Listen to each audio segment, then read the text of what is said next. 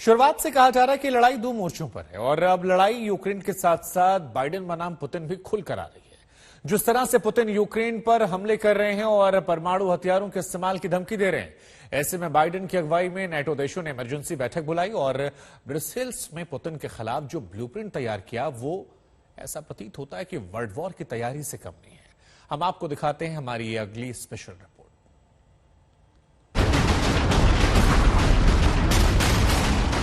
24 फरवरी रूस ने यूक्रेन पर पहली मिसाइल दागी और 30 दिन में अब यह जंग परमाणु हथियार और वर्ल्ड वॉर की तरफ बढ़ चली है।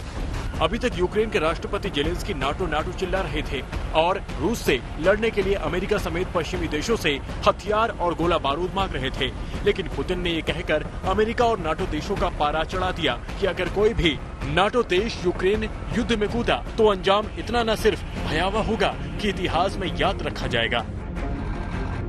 इसके बाद पुतिन ने अपनी न्यूक्लियर डिटरेंस फोर्स को अलर्ट करने की बात कहकर जंग का पूरा सीन ही बदल दिया और अब युद्ध के एक महीने बाद अमेरिकी राष्ट्रपति जो बाइडेन खुलकर रूस के खिलाफ खड़े हो गए और नाटो देशों की अगुवाई कर रहे हैं। अब पुतिन को घेरने के लिए बेल्जियम की राजधानी ब्रुसेल्स में ब्लूप्रिंट तैयार किया गया है। नाटो की इमरजेंसी मीटिंग में अमेरिका समेत दुनिया के 30 देशों ने मंथन किया। पुतिन पर नाटो के 30 देश, G7 के 7 देश और यूरोपीय यूनियन के 27 देश मिलकर दबाव बनाना चाहते हैं। नाटो का मकसद है रूस की सैन्य घेराबंदी, G7 देशों का मकसद है रूस पर आर्थिक प्रतिबंध बढ़ाना और यूरोपीय यूनियन के 27 देश रूस पर कूटनीति हमले करना चाहते हैं। लेकिन नाटो देशों ने जिस तरह से रूस के खिलाफ प्लान तैयार किया है वो वर्ल्ड वॉर की बड़ी प्लानिंग लग रही है, क्योंकि सबसे पहले तो नाटो देशों ने फैसला किया है कि वो यूक्रेन को फौरी तौर पर anti tank missile, air defence system और ड्रोन की सप्लाई करने जा रहे हैं ताकि यूक्रेन जंग में रूस से तगड़ा मुकाबला कर सके।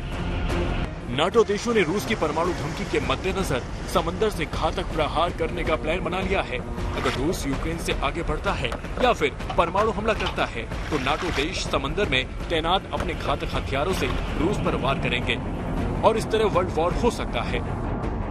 रूस बॉर्डर पर ग्राउंड फोर्स बढ़ेगी, आसमान में जेट्स की संख्या बढ़ेगा। बुल्गारिया, हंगरी, रोमानिया, स्लोवाकिया में 4 नए बैटल ग्रुप की तैनाती।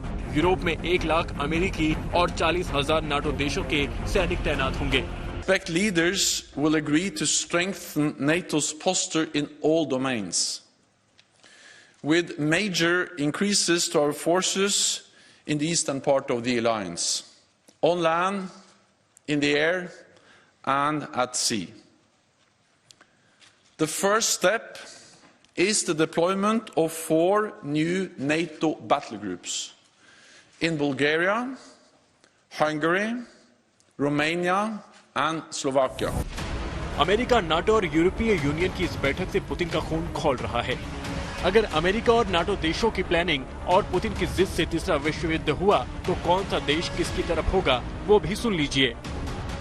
विश्व युद्ध की स्थिति में रूस के साथ क्यूबा, चीन, आर्मेनिया, बेलारूस, अजरबैजान, ईरान, उत्तर कोरिया, पाकिस्तान होंगे और यूक्रेन के साथ America, Britain, Belgium, Canada, France, Italy, Japan और ऑस्ट्रेलिया होंगे। रूस बॉर्डर पर नाटो सेना का युद्धाभ्यास भी चल रहा है। इस तरह तीसरे विश्व युद्ध की तैयारी पूरी है। पोलैंड के वार्सा से गौरव सावंत के साथ राकेश पवार, कीव, आज तक।